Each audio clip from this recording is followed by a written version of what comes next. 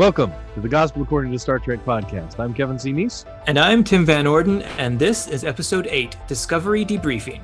We'll be starting off with some news about Star Trek Prodigy, and then discussing Lower Decks Season 1, Episode 10, No Small Parts.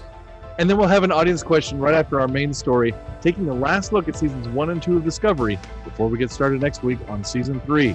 Come and join us.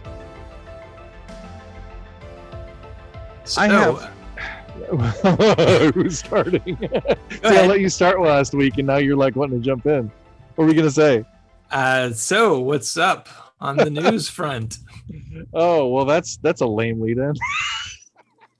Hey, I'm tired. Give me some slack. That's okay. I used up all my energy trying to say Discovery Debriefing. Discovery Debriefing. I thought that was easier to say than the proposed title of the episode, which was New Trek, True Trek. Yeah, that one was going to be... There's no way I was getting through that. The longer version of which I will remind you almost locked me into was New Trek, True Trek, Discovery Season 2 Trek. Yeah. Yeah. So, speaking of news Trek. News Trek. Oh, smooth. Smooth as buttery silk. Smooth as an android's bottom. Sure. I wouldn't know. Your loss. Oh, it's going to be a long episode. Yeah, so new news. New news. New news on the Prodigy front. It's funny because like two different people were like, this week were like, hey, you've got to talk about this on the podcast. And one of them was you. But we like to surprise each other with the news items that we bring to the table. But this week we're not. It's the biggest news in Star Trek right now that Kate Mulgrew is coming back as Kathryn Janeway for Star Trek Prodigy, and I'm flipping excited about it. I am too. I am really stoked to see some more Janeway. I definitely came to have a greater appreciation of her the last time I ran through Voyager, so I am excited to see what they're going to do with the character. Mm-hmm. I do have a tiny little concern. Yeah. They're really starting to lean hard on that nostalgia factor. That's true. We've mentioned this a few times before, and I'm worried that all this nostalgia stuff is going to make for a difficult entry point for newer fans. Yeah, that's true. That's true. But, there's two ways to look at it. One is nostalgia, and two is continuing the story of a character.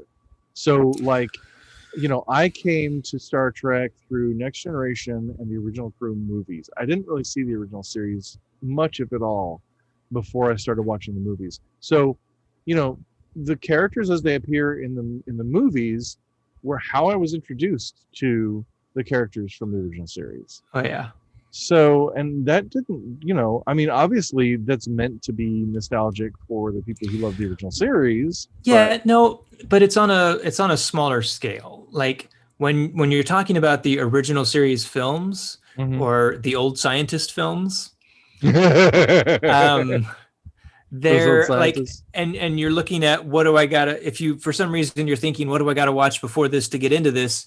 All you've got are 3 seasons of TOS, right? But now if you look at this and someone thinks, okay, this Janeway character was in Voyager, and before Voyager they had Deep Space Nine and TNG and TOS, and there was an animated series. Does that relate to this animated series? And I don't know, I feel like it's just starting to make it a little too, we need some fresh blood, I like the new people on Discovery, the new people in Lower Decks.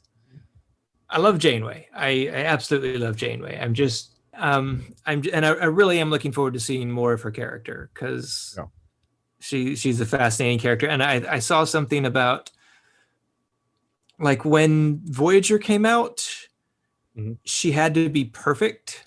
Right. Because of, all the expected criticism that was going to come her way. And now she gets to be more fully flawed and fleshed out and fuller. Not that she didn't do an amazing job with what she had to create a full character, but she's going to be better now. Well, so I'm excited to see more Janeway. I guess that's kind of what I'm getting at, that it's not as though these characters are inaccessible if you didn't know them before. And I think that when you bring back a legacy character, it does two things. One is it does have that nostalgia factor for the characters who know, people who know who these characters are. And then two, for those who don't, it introduces them to the character and they say, oh, that's interesting. And they might go back and watch what else that character's been in. Okay. But if you write it, if you do it right, then you don't have to have a lot of insider knowledge. Do we know who's behind the Prodigy? Is that Kurtzman or McMahon? Kurtzman is involved in all Star Trek to one degree or another at this point. He is really okay. Yeah, well, I mean, he's the Rick Berman. He's the. I didn't realize he had anything to do with Lower Decks. Yeah, he's like an executive producer, but I mean, in the same way, but he's not like really closely involved in that series, from what I can tell. Right? He's more closely involved in Discovery. Sure. And in Picard, but even at that, I think he's more involved in Discovery than he is in Picard, as far as I can see. But then there's so much I don't know about the way Star Trek works right now. But he is the Rick Berman. So if it's Star Trek right now, it's because Alex Kurtzman is okaying it or greenlighting, whatever it is. Not greenlighting it, but Alex Kurtzman is making sure it happens. He's the one who plans how Star Trek goes. So in that respect, and to that degree, Alex Kurtzman is involved in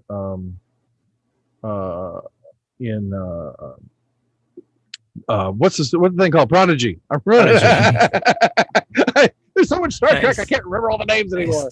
But Prodigy is kind of in the vein of Lower Decks. I feel like its creators have their own vision for it, and they're doing their thing, and that's really what Kurtzman wants to do. And I like that. And we'll talk about that a little more as we talk about seasons 1 and 2 of Discovery, because I'm going to start getting stuff if we lay on that. Sure. So anyway. Okay. But that's the Star Trek news. Oh, I do have one bit of Star Trek news though, about Doug Jones. Oh. And you know what this is too. I do know what this is. I want to impress everybody. Ladies and gentlemen, last week we had an episode on Saru. And I tweeted, and when I was doing, it was late at night, and I was scheduling all my tweets and all my Facebook posts and everything for the episode, like I do, because I love you people, and I wanted to make sure that you get these episodes every week. So I work hard at this stuff. Anyway, I was doing that, and I just thought I'm just gonna tag Doug Jones in this tweet, and I said, I wonder what @DougJonesActor would think about this, and he liked my tweet. Doug Jones liked my tweet. Nice. Now, I don't know if he went and listened to the episode. He certainly didn't, he didn't DM me. We're not best buds right now. I mean, that's around the corner, but I mean, not yet. Sure. Yeah. Right. You take it a step at a time. But he liked my tweet. Then I thanked him for liking the tweet, and he liked that tweet. I have now been liked twice by Doug Jones. And that's brilliant. I can't contain myself. That's brilliant. Beautiful. It makes me so happy. That's awesome. Very good. All right, so I did want to mention a couple of things before we go on that are not exactly news, but they're sort of like things. Number one is, last week we talked about therapy and mental health. I mean, that had come up in Lower Decks. And by the way, those of you who communicate with me during the week, thank you so much for getting in touch about that episode. And we'll probably do more about mental health in Star Trek and mental health in general. But I did not know that last week was Mental Health Week. Like the week starting with our episode was Mental Health Week. And I wonder if it was planned with Lower Decks to have that as a topic for their episode. But it was Mental Health Week last week. So that's pretty cool. Very cool. And but don't wait for Mental Health Week to think about your mental health, because it's important. Also, the other thing that a lot of you have been talking to me about during the week is where we talked about disability in Star Trek. And I think we can go even further with that theme at some point too, if you guys want to hear an episode where we talk about that. There's that TNG episode with Worf where he gets the back injury. There's all kinds. You know what? A friend of mine said, and another friend mentioned the same thing, like that when they were listening to the thing about disabilities, they wanted to scream at the podcast, Geordie! Oh my! Oh yeah! Like you were even talking about glasses and seeing. Yeah, well, like, that's and that's what my wife was saying. We talked about it briefly, and she mentioned, there are different levels of disabilities. Like everybody with a pair of eyeglasses has the disability. It's just that society has accepted that and accommodated it. Yeah, no, I said that. Maybe she said it too. I don't know. But, oh yeah, she said it too. I don't listen to you. She said it okay, too. All right, that's cool. Hey, between the two of us, you should listen to her. Yeah, but I think that's interesting because there's a certain degree to which we don't think about Geordie's disability. I thought that was interesting. Just that his disability is accommodated, even though we talk about it, we still, it slipped my mind. So anyway, also just a little bit of Star Trek news that nobody else is going to care about, but in a I think it was a New York Times crossword puzzle sometime in the past week or so. One of the clues was villainous title in science fiction. And I don't know what the answer was, but I started thinking like a Star Trek nerd, and one of the things I actually tried was Admiral. Because a villainous title, like in Star Trek, Admiral, because there's always the Badmiral, there's always the Admiral who's villainous. See, this is why I need a soundboard so I can play the cricket chirp. Let's move on, shall we? Oh boy, man. I've been holding on to that for a week. Oh, maybe that's why it was so stale. Exactly. Oh wow. Speaking of stale, we got specific compliments on your Saru fart joke last week. So congratulations. Maybe that's why he liked the episode, or maybe that's why he didn't respond. Maybe so. Yeah, you turned Doug Jones off. Thanks a lot. So what'd you think of Lower Decks this week, huh? They've had better. Are you serious? No, of course I'm not serious. That was a great episode. I had to stop it and rewind it and watch that scene again. Which scene? Which scene? Oh, with Will. With the Titan, yes. Yeah, the Titan showing up. And the great thing is, I don't think we've ever seen the Titan before, so it's cool. Yeah, no, it was cool. It's a good looking ship. Yeah, it's a good looking ship. Yeah. I can't wait to see that in Star Trek Online if it's not already. Ooh, hey, yeah, that's pretty cool. That'd be cool. Yeah. But it was awesome. It was awesome, of course, to hear Jonathan Frakes and Marina Sirtis, yes, both there. Yeah, boy, that was. I could not get past Will and Deanna. I could not get to the actor names there for a moment. But yeah, that was great. That was fantastic. And I had actually read that they were showing up in this episode, and I'd completely forgotten. So it was. Oh, wonderful. Well, that's nice. Yeah, it was wonderful. What'd you think about the death of the Bajoran security officer, though? I wonder if it was a nod to Skin of Evil. Killing off the good call. Security chief, security officer. Except he actually died for something. Although I don't know that he had to. He was like, I guess maybe the shuttlecraft couldn't get out under its own power. Yeah, that was the impression I got. He had to push it out of the. But then he pulled Rutherford's cybernetic implant off, which because it was like virusy and right about to blow him up. Oh, that's true. Yeah, I guess his implant would have blown up too. Yeah, that's true. Oh wow, because Badgie was in it. Man, Badgie's evil. Badgie is nasty. Badgie is awful. Badgie is bad. Badgie's going to be Badgie's going to end up being the overarching villain of the entire series. He's going to turn out to be Q. I bet you he's no. Badgie is what causes the burn in Discovery. Causes the right, exactly. There you go. Perfect. Oh man. Yep. So yeah, it was a good episode. I enjoyed it. I don't know. It's funny because I didn't expect the ending with Boimler accepting a promotion to the Titan. I didn't expect that at all, and that was kind of cool. Like, was it cool? Yeah, I liked it just because it means we're going to get more time on the Titan. I guess so. All right. So you're just being selfish about it. So that's cool. Yeah. Absolutely. Yeah. That fits. That fits your MO. But yeah. Well, I mean, a lot of times you'll enjoy things in TVs and movie just because it gives you more of what you want, whether it's anything I think is good for the story or not. But all right. But anyway, which is okay. I mean, that's totally fine. I want more. I want more on the Titan too. I mean, that's the thing. I was kind of excited about that, but at the same time, I felt like, man, I don't know if man, he actually did that. Sheesh, that was harsh. I don't know. I felt harsh toward Mariner. So, well, maybe it wasn't intentional. Like, he said he applies for everything and never gets them. Yeah, that's true. And then, so maybe this was just a complete surprise. Maybe Riker did it because he thought he was helping Mariner out. Well, I can believe all of that, but like his whole thing was he didn't want Mariner to get a promotion because he applied but didn't think he would get it. But then he didn't want Mariner to get it, right, because he didn't want to lose her. But then when it's his promotion, he doesn't mind losing her. I don't know. It's like that's kind of cold. Well, he has a character flaw. I guess so. I don't know. Not my Trek. Oh my gosh! Are you trying to segue us already? No. I'm just throwing that out there. Shots fired. Torpedoes fired. Yeah, torpedoes. Oh man. Phasers on stun.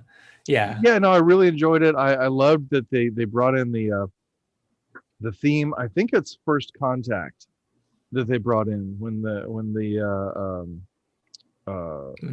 Titan was showed up. I think that was the First Contact music. You mean the other Enterprise?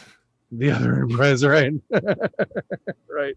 But no, I mean it's because they did the theme, right? But then there's this ending, like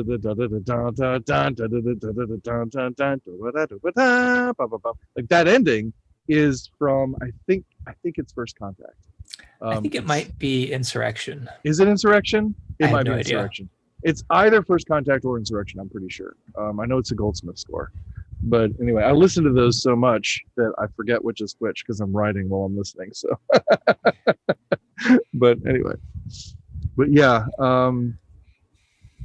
So I don't know if do we have anything interesting to say about this episode though?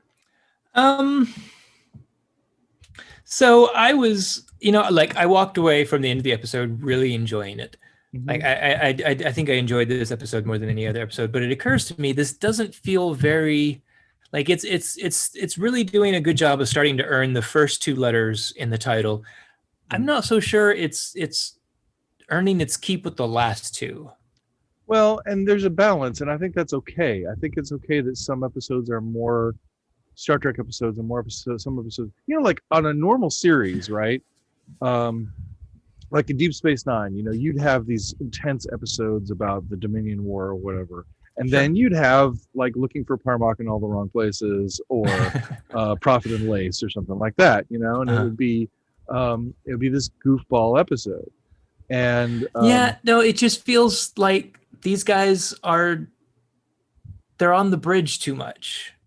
They're too important to the success of the ship, and that's not what I expect out of Lower Decks. I see what you're saying. I see. You're not talking about the funny part necessarily, because that's what I was thinking. No. Like it's okay for them. Like other series, it's okay to occasionally have a funny episode. For these guys, it's okay to occasionally have a pretty serious episode. That's fine. I have no problem with the altering tone. I don't feel like they're being very lower decky. Wow, we both said Lower Decky at the same time. Get out of my head. Yeah, no, you're not wrong. You're not wrong. That's, we had Mariner on the captain's chair for today. Yeah. So, yeah, you're not wrong about that. Yeah. So, but anyway, I still enjoy it. Yeah, me too. It's good. It's a lot of fun. When Ransom was asking Troy if she could hook him up with someone. Oh, right. Because I can make that work for me. Right. Yeah, Ransom was great. And Peanut Hamper. I was excited to see Peanut Hamper, but I was a little disappointed in her character arc. Her attitude. She was awful. That was bad. I was like, I love Peanut Hamper. Why But did she turn out to be awful? when you think about it, that was exactly the sort of thing they asked of her that the exocomps were being asked to do in that first episode, Exactly, right? in quality of life, like that was Yeah. the whole thing, and the let's ask the episode, because that's the bargain that Data and Riker strike in that episode. Is like Riker's like, okay, look, I won't force the exocomps to do this, but what if we can ask them? Will you release the transporter lockout if they agree to do this? He's like, yes. So then they go and do it, and so there was every possibility that they could say no. And it's kind of like, what if they did say no? and so that was pretty.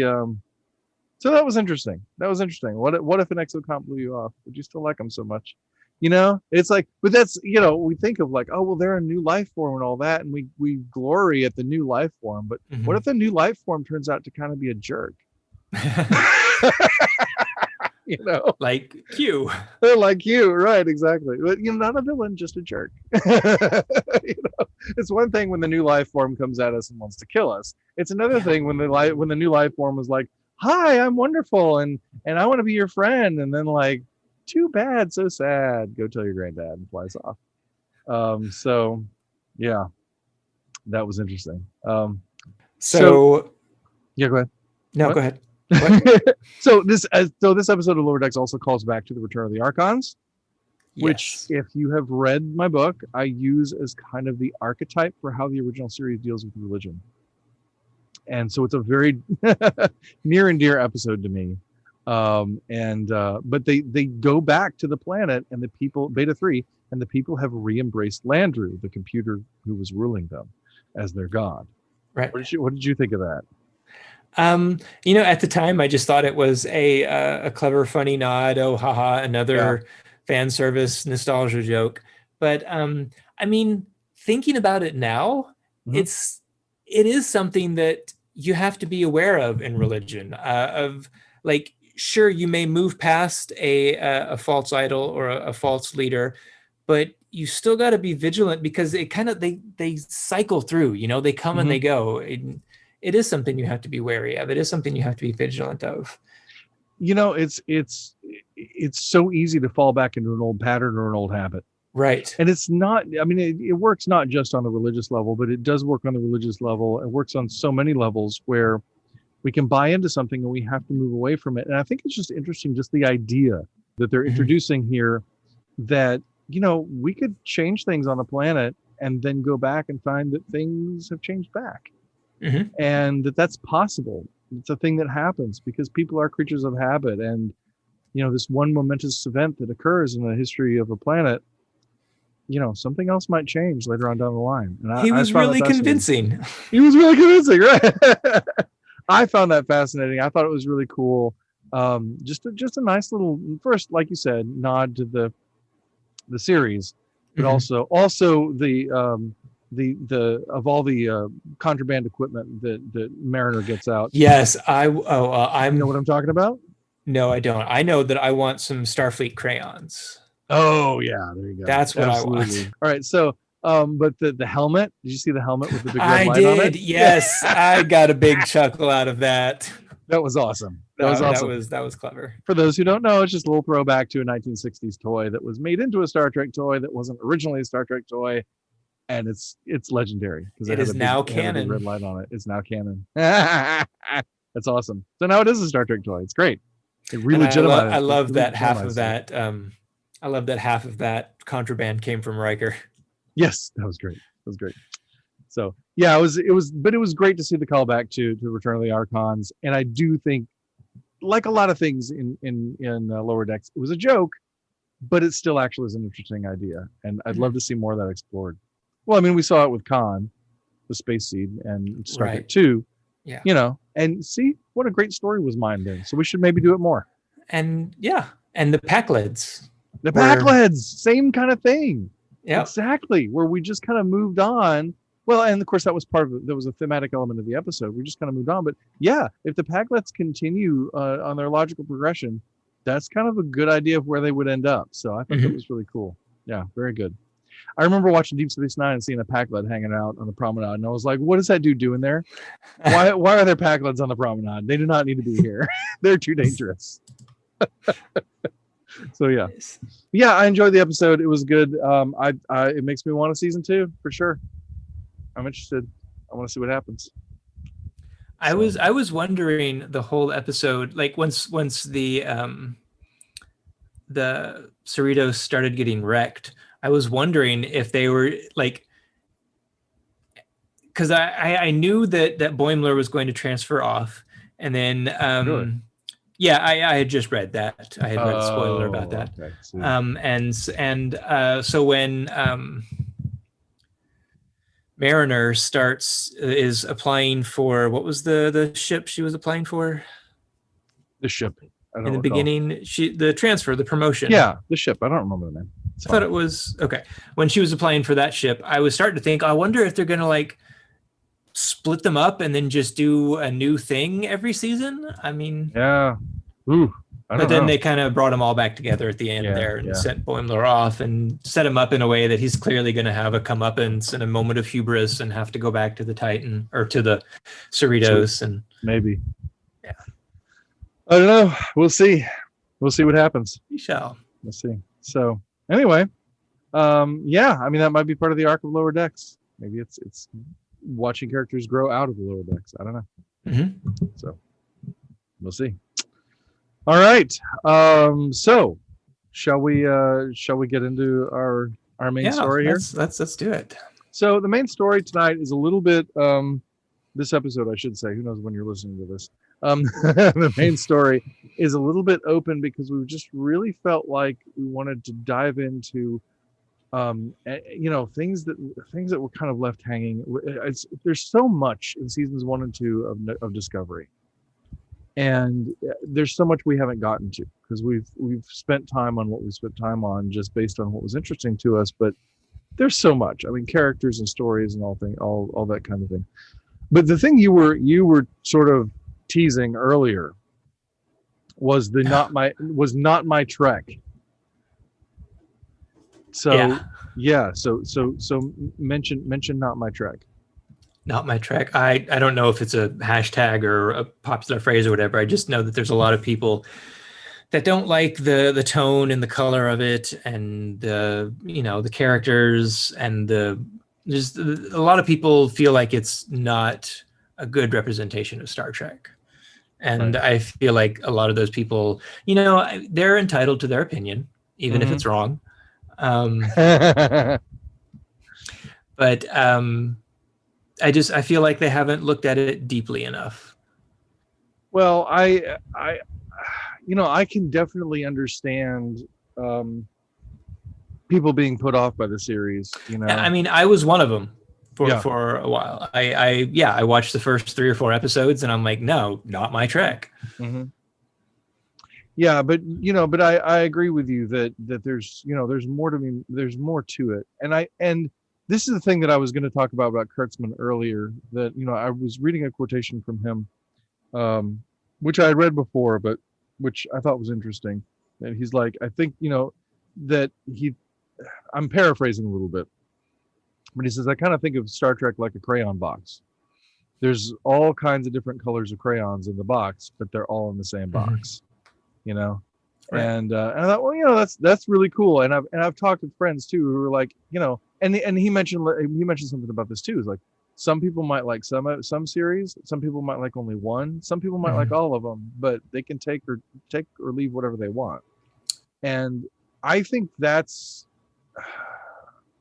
a lot better way to look at it and to think about it. Because I think fans have tended to think of Star Trek as a monolith. And so when something new, because generally it has been, there's one series on the air, and then there's another series on the air, and the closest we got to anything like this was when we had, Deep Space Nine and Voyager on at the same time. But we tend to think, okay, well, this is the new Star Trek, and so Star Trek is going in this direction, and Star Trek's going to be this. So people get upset about the Kelvin timeline or whatever. And what Kurtzman is saying is what he's trying to do is diversify it in such a way that there's different kinds of Star Trek going in different directions and doing different things, and that are going to appeal to different people. And it's okay if one Star Trek doesn't appeal to you. You know, that's and in a certain sense, that is not your Trek, right? You know, like, okay, Sure. so this isn't your Trek, so go find a Trek. The idea behind that "not my Trek," I liken this. Go ahead. Yeah. No, go for it. Go ahead. I liken this to, like, if it's not mine, then it's not true. You know, if it's not my Trek, if it's not what I want to see in Star Trek, then it's bad Star Trek. Yeah, and I think a lot of it, though, is they're coming at it from the angle of they don't feel like it's philosophically Trek, you know? Right. Which like, is just...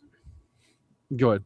They're looking at the quote unquote grimdark nature of Discovery, and how it's not everybody is happy hunky-dory with each other, and saying that it's left the philosophy of Star Trek behind. I keep going back to this conversation I had with a coworker where he said Star Trek is supposed to be about humanity has bettered themselves, and how do we handle when we encounter other species, other civilizations that haven't attained our level of enlightenment yet. Right. But what Star Trek has been saying, I think, progressively, particularly after the death of Gene Roddenberry, but even before then, and even in the original series at times, it's, and particularly with Deep Space Nine, is that we can have the most perfect society, right? But humanity is still humanity. And humanity is still broken and still flawed. Even in like Return of the Archons, when Kirk is talking to the lieutenant down on the planet, you know, and he's saying, well, a couple of fights have broken out, you know, and there's some, you know, unrest and whatever. And he's like, you know, it's not pretty, but it's human, you know. And even then there was that idea that Cisco says in I think it's Way of the Warrior, but he says, you know, the problem with Starfleet is Earth. You know, they've been on Earth so long, and everything's perfect over there. They look out the window and it's paradise, and it's hard to remember that it's not paradise everywhere. But there's something also about Deep Space Nine that says that there's something we carry with us, right, in the human heart. We can have the most perfect society, but human hearts can still be corrupted. Human hearts can still be, and I think that the arrogance of the idea that, like, you know, we've evolved and we're elevated, you know, that's undercut even in First Contact, you know, when Lily is getting angry with Jean-Luc, when he's talking about, you know, oh my, you know, in my century we've evolved beyond the need for revenge, you know. And, you know, so Star Trek has been saying that and continues to say that, and I've said before too, that I feel like if we can go to really dark places and really bad stuff can happen, and things can get murky and hard to sort out, you know, where that's part of the disorientation, I guess, that goes on in Discovery when we don't have a trustworthy captain. You know, we don't know where to look for guidance. We don't know where to look for truth and for hope, but we still find hope. You know, at the end of it, we still find hope, and we still find goodness, and we still find those things that matter to us and that we're there for. And Burnham can give that speech about what Star Trek is, and it's still true, even after everything, particularly after everything we've been through. And the fact that we've been able to push through it, and that's a hopeful story. So, I just think people maybe wanting things to be a little too simplistic.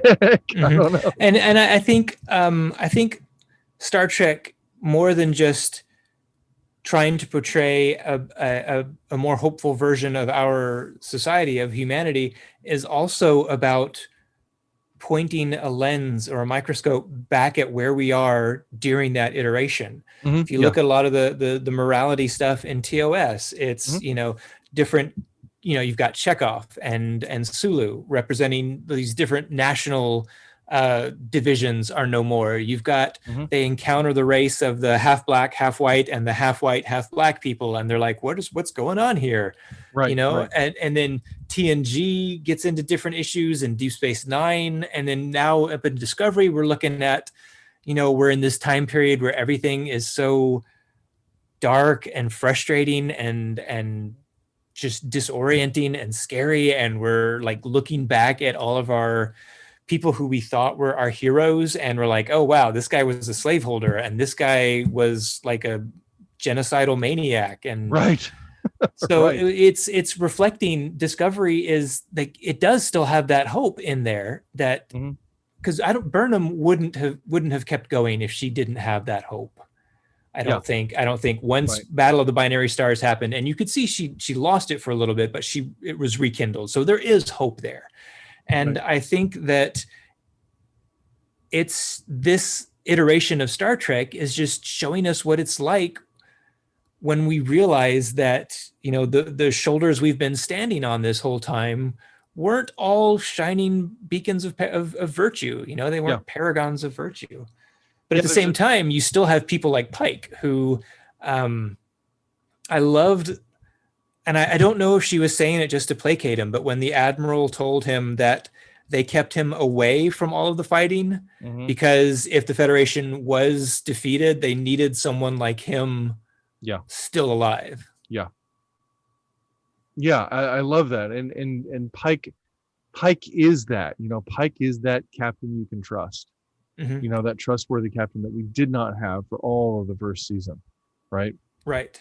And I think having that gave us such hope that, again, that so people like this still exist in the world, and perhaps we can look at somebody like that and know even more that they're trustworthy, because we know that it's possible for people with that rank, to be untrustworthy. Like that apparently bad joke I make it at the top of the episode about Admiral being the title of a villain.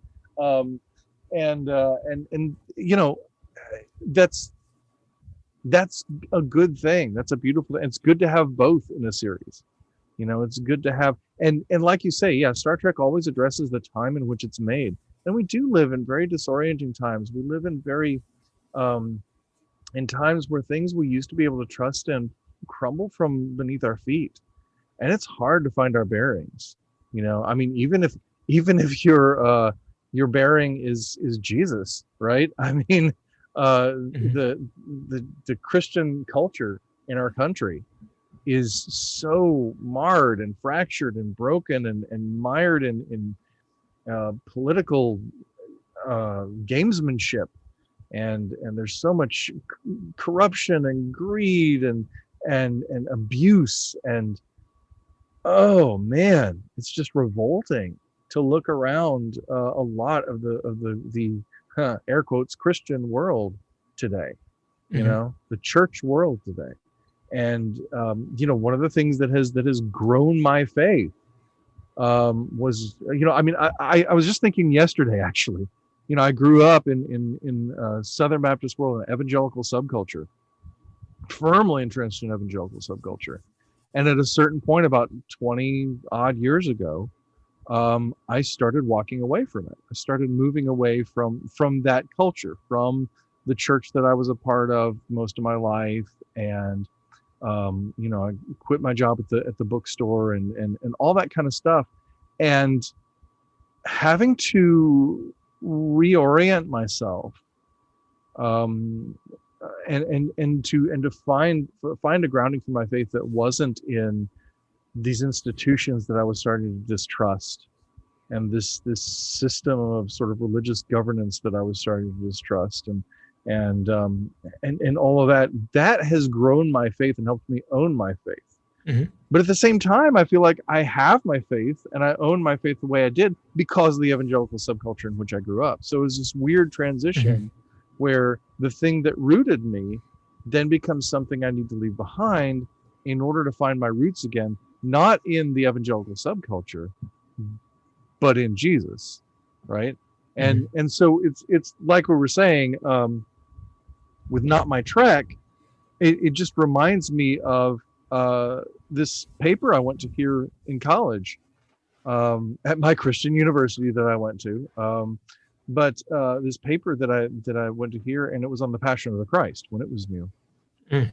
And this guy was talking about the film, and he said, the thought that I carried, when I was watching this in the movie was, that's not my Jesus. And the implication in what he was saying of that's not my Jesus was basically, that's not the real Jesus. That's not the true Jesus, because my Jesus is the real Jesus. And, that's one of the things in my studies of Jesus films and looking at all these different ways that Jesus is portrayed and all these different ways that people try to understand Jesus from all these different angles. It helps me to realize that we all have different perspectives, and that's a good thing, Mm-hmm. and that I shouldn't cling too much to, my Jesus as the Jesus, I think Mm-hmm. there are essential things that we can say about who Jesus is, right? Right. But then there's also a lot of variance for how we understand that, and how different explorations and different depictions can help us to think more clearly and more deeply about who Jesus is. And, and it's the same kind of thing that we're going through in Star Trek. I just see that happening, that, yeah, maybe this particular Trek is not your Trek, but it is still Trek. It is Mm-hmm. still Star Trek, and it's good. And it's good to stretch. And even if you end up not liking the series, like I was saying last week, the characters are a gift. So I think. I agree. But yeah. What else were we talking about, possibly covering about seasons 1 and 2? We did talk about Pike there a little bit, which is good. Yeah, touched on Pike. Which I like. The other thing that you had mentioned is the concept of unity, and this is something that had come up in some things that I've been working on. But why don't you tell me what you had in mind regarding the concept of unity?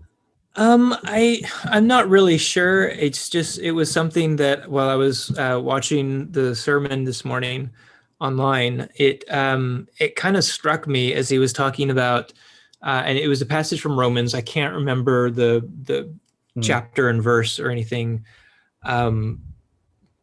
but he was talking about, Christ calling us, that he was talking about the divisions that are that are so prevalent right now. Mm-hmm. To fall into those is to conform to the world, which is what we're called to not do. Mm-hmm. And it made me think of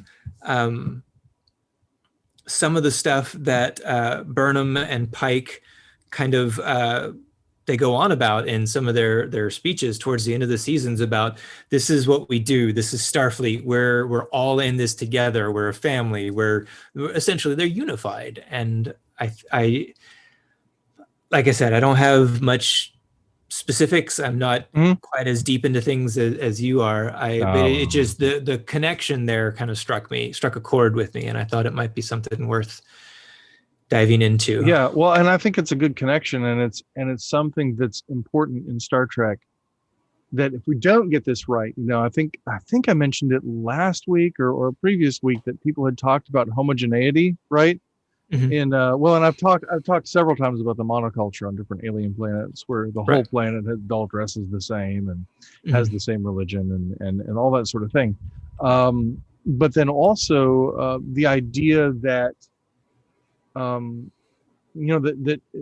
difference is not accommodated in the Starfleet or in the Federation. Like, and if that's the case, that's a homogeneity that works against Star Trek ideals, and that's really true. And anytime we see that, anytime we get a whiff of that, I think things are going in the wrong direction.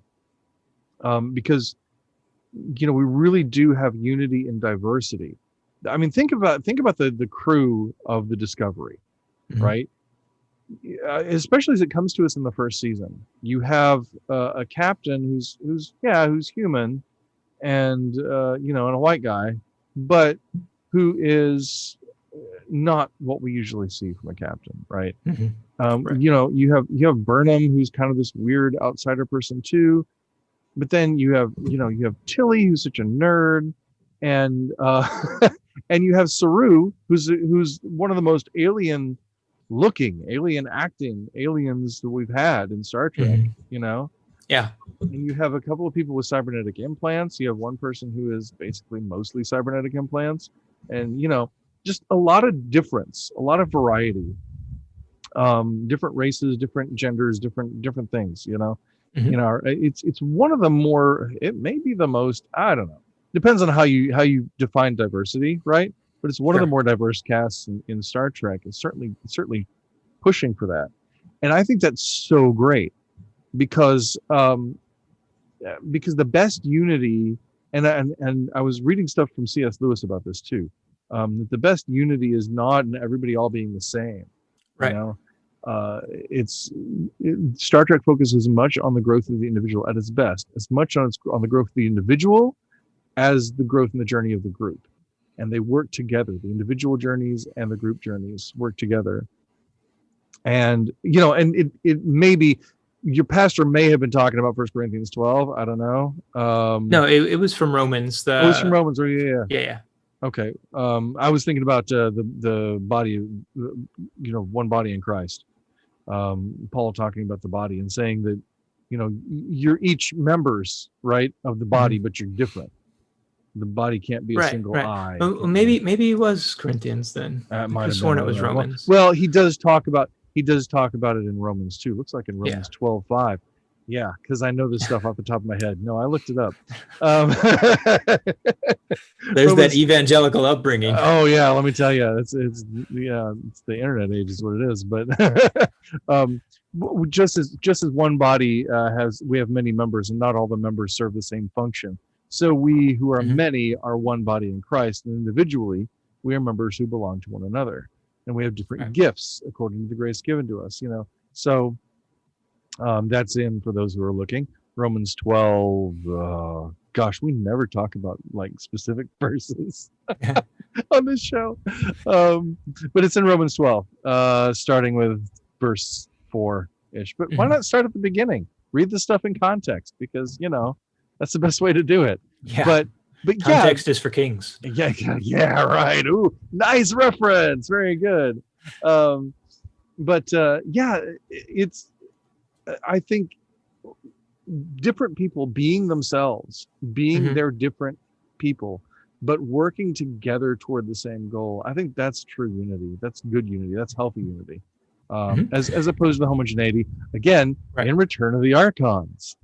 Star Wars does this too, you know, like you've got the desert planet Tatooine and the forest moon of Endor. Right. And what this is, I think, is it's more of a storytelling technique. It's like a fantasy setting, but expanded. Instead of the desert of mystery, now you have the desert planet of mystery, because you're traveling through the stars. So I don't know if it's an intentional effort to try and homogenize stuff so much as it is just that fantasy setting, making use of different sets, but on a grander scale. Yes. I mean, that's absolutely what it is. And it serves a story function. It's so we can narrow our focus down to a particular type of person or a particular type of society or attitude or whatever. Right. Yes, absolutely. But when we have these long relationships with cultures like the Klingons or the Bajorans or whatever, you know, we want to start seeing some diversity. And I think Deep Space Nine has done that to a certain degree too, more than any other series for sure. But I just think, I mean, it's not a bad thing necessarily, but it is a thing that happens, and it's kind of part of the way the stories are told. But yeah, no, you're right. You're not wrong at all. I mean, that's definitely how it functions. So, and there was something else I read kind of along the same topic, and it's played out in Undiscovered Country and in the first season of Discovery. These the Klingons fear that the Federation is making everybody like them. Yes. And from the outside, they don't understand the inside. They don't understand. They don't see these different parts maintaining their individualism, but still working for the greater whole. Like in Star Trek 6, as Azitber says, when they're at the table, she says that the Federation is just a Homo sapiens only club. And Chekhov says, you know, we believe that, you know, everyone has inalienable human rights. And she says, in Alien, human rights, if you could just hear yourself talking, just like, yeah. And I think they're not wrong to fear that. In a lot of respects, they're not wrong to fear that, because it's a real danger. It's a real danger, even just in Starfleet and in the Federation as it is. And that's another thing I really like about the vision of the Federation. This is getting way off topic, but the vision of the Federation that is I can't think of the name of it right now. Maybe I shouldn't talk about it, but the sphere in Star Trek Beyond. I can't think. The Yorktown. Oh, Yorktown. Right. Yeah. There's so much diversity in that. They put 50 different alien species in that. Yeah. In that one scene that's so short. It's just beautiful. Well, no, I don't think this is far off topic. This whole topic of the Federation, I think what the Federation means, what Starfleet means, I think is the central theme to Discovery, especially looking at some of the trailers for the third season. I think Starfleet is what Discovery is going to be about. In the end, we'll look back at Discovery and... Yes. Oh, I think you're onto something there. I think you're bang on. And it's all in that speech that Burnham gives, right? It's all in that speech about, this is Starfleet. We are Starfleet, Right. And talking about when everybody's getting the medals and everything, what is that, the end of season 2, I think? Yes. Oh my gosh, that was beautiful. Gosh, that was so beautiful. And of course, and then again, you're just like, and this is why we love Michael. Because she has the center. I wonder... I kind of want to I hate confrontation. I avoid it like the plague, but I kind of want to challenge anyone who feels like Discovery is not Star Trek. Yeah. To watch that ending speech from Burnham as she talks about what Starfleet is. And I challenge them to watch that and to tell me that they still don't think it's Star Trek. Yeah. Yeah.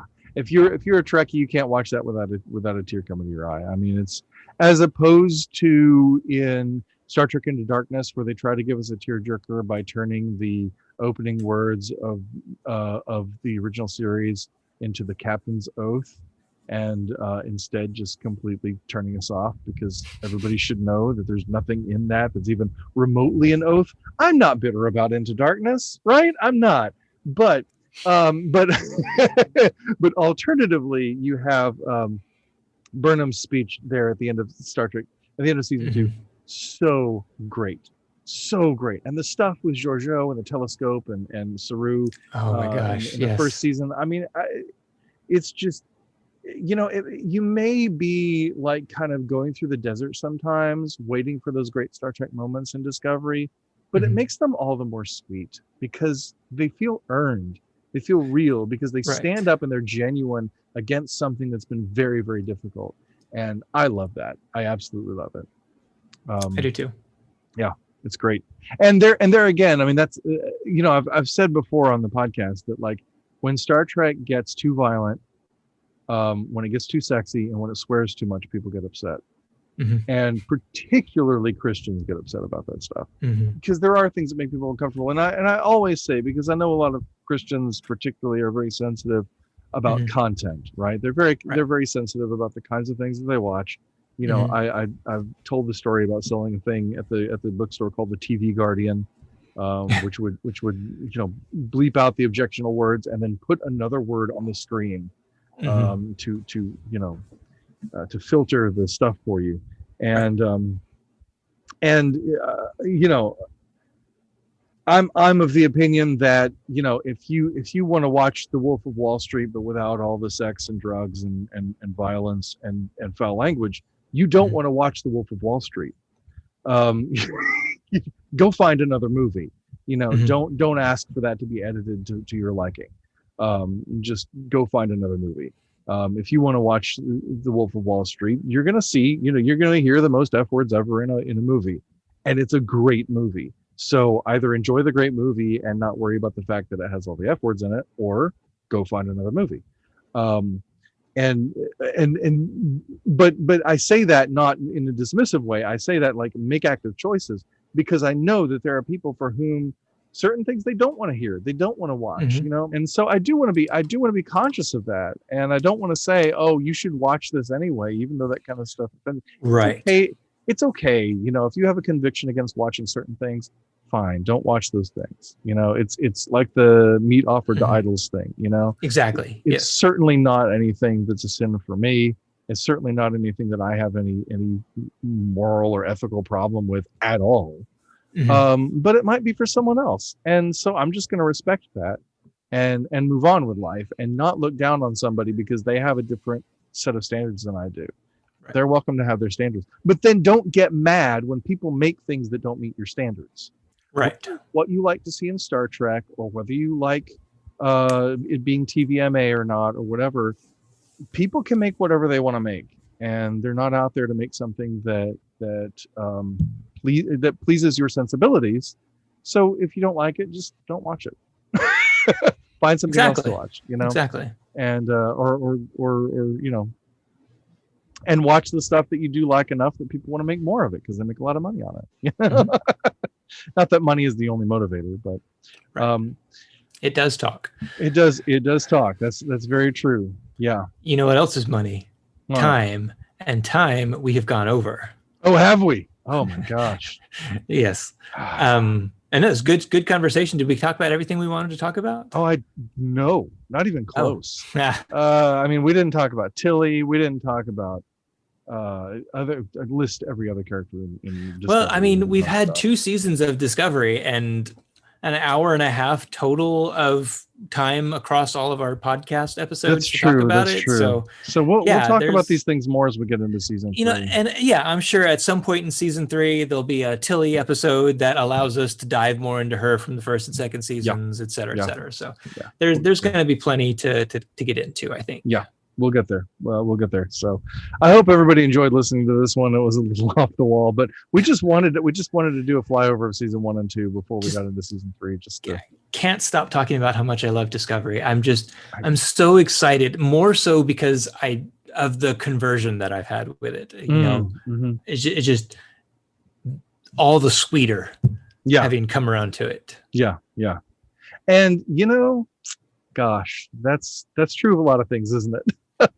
You know, I don't want to ping too hard on the word conversion, but I mean that's true.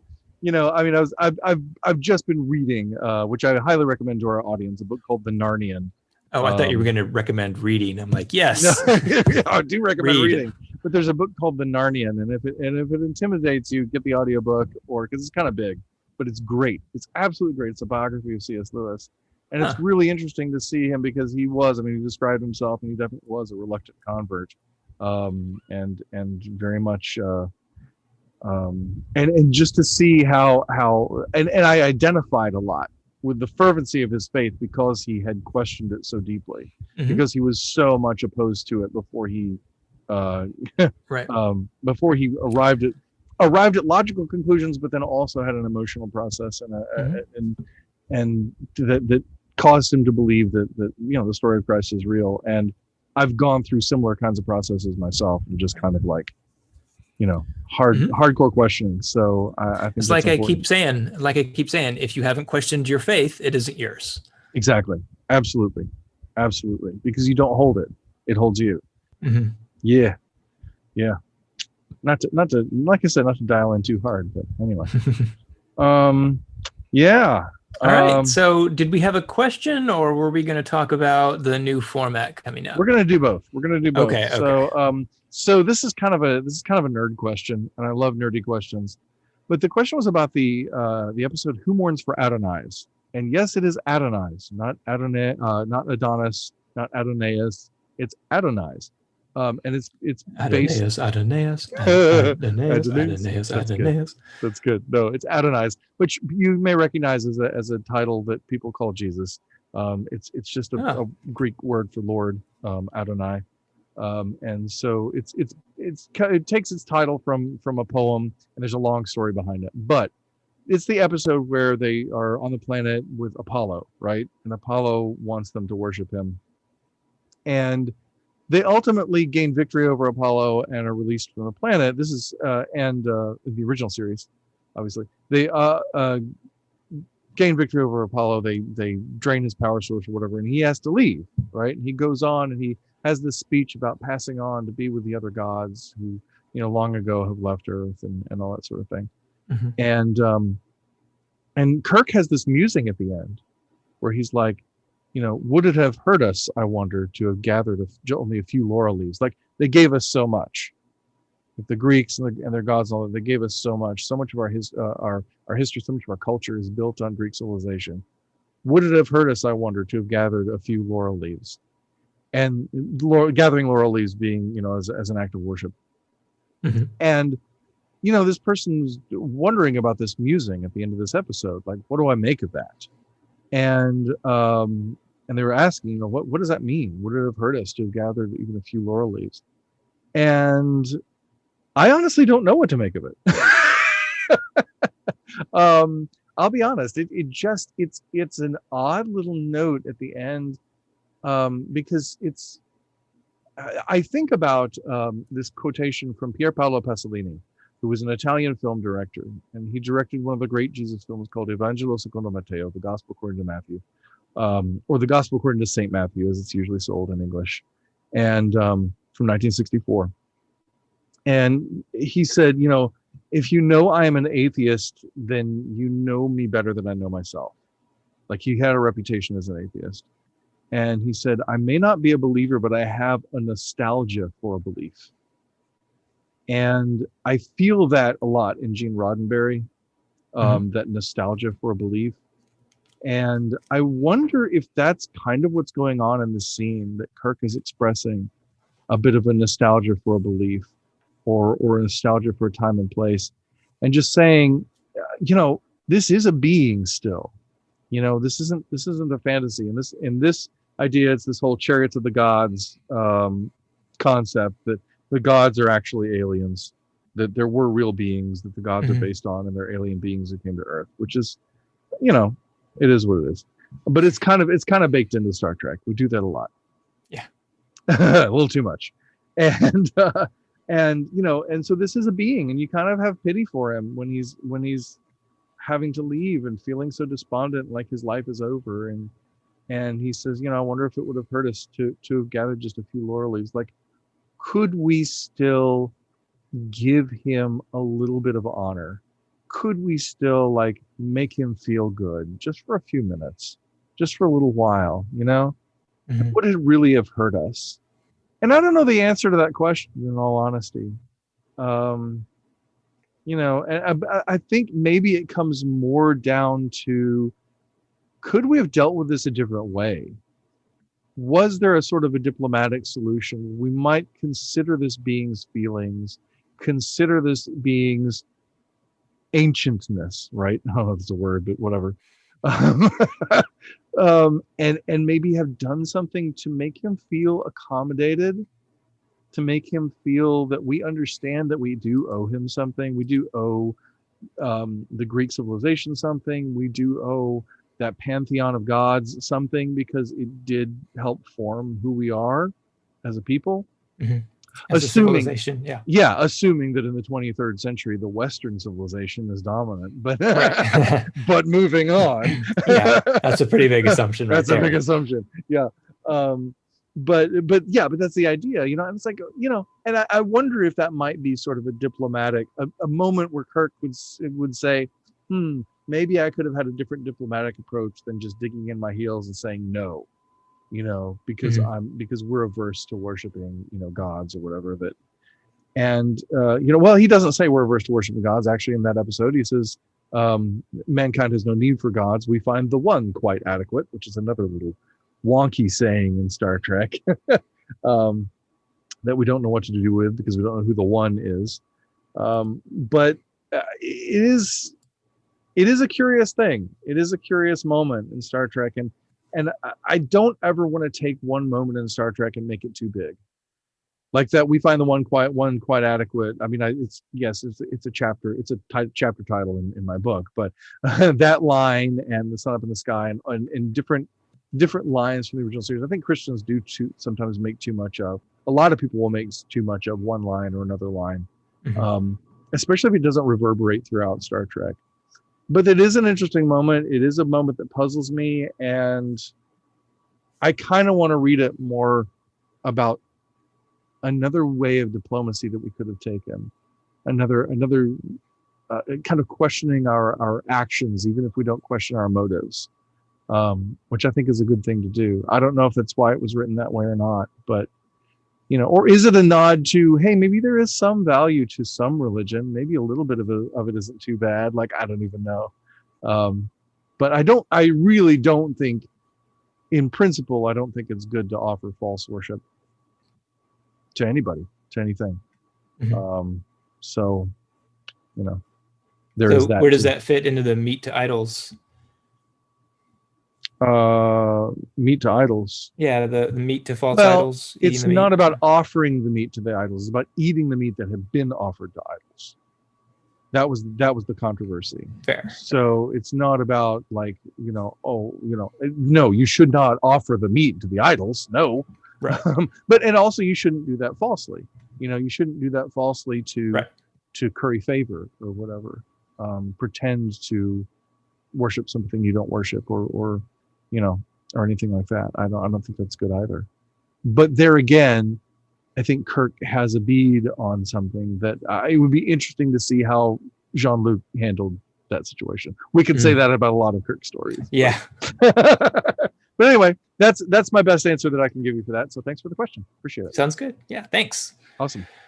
Okay. So I do want to say that next week is going to be a little weird. I know I usually ask you what's coming on next week, but I want to tell the folks at home, because this was the season finale of Lower Decks.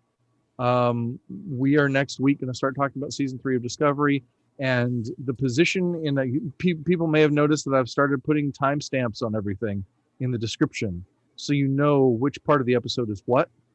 And next week I'm going to be putting that to full advantage, hopefully, because we're going to be moving the Discovery episode up to where the Lower Decks episode normally is. We might talk about it a little longer than we talk about a Lower Decks episode. But then when we get to the main story, my hope is that in the main story section, we can start digging into other Star Trek on purpose, not new Star Trek, but older Star Trek on purpose in order to diversify what we're doing in the podcast. And it might link in with the Discovery episode. So I'm not sure how certain I will be in advance of each week's theme. We're going to see how things go with this first episode of the new season of Discovery and see what happens. That's my plan. That's my hope.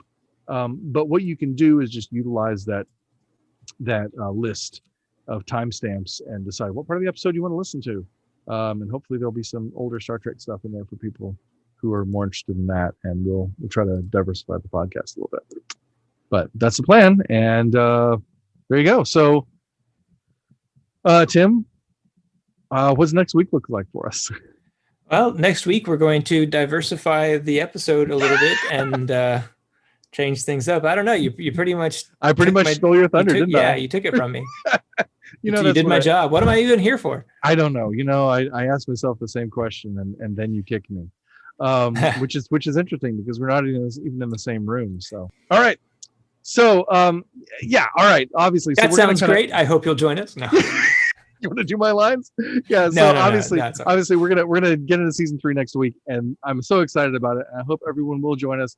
Also, in the meantime, please like, share, rate, comment, and subscribe. And if you're on YouTube, go ahead and ring the bell for notifications. And also, please send your questions. We love getting them. Gospel According to Star Trek on Twitter and Facebook, or gospeltrekpodcast@gmail.com. I would absolutely love to discuss your question on the next show. Tim, fantastic. Thank you. Do you have anything else to say to the folks at home, Tim? I just want to say, if you're thinking about changing your hair color, remember that it's always a good day to die.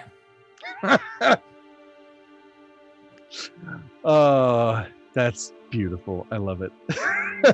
Well, that's with that sage advice, that wonderful, the old Klingon proverb that turns out they were talking about hair coloring this whole time. Talking about hair coloring this whole time. Maybe they're born with it. Maybe so. Maybe it's Maybelline. All right, that's going to wrap it up for this edition of the Gospel According to Star Trek podcast. Thank you so much for being here. And until next time, I'm Tim Van Orden. And I'm Kevin Seamies. And as Jesus said in John 10:10, live long and prosper. See you next time.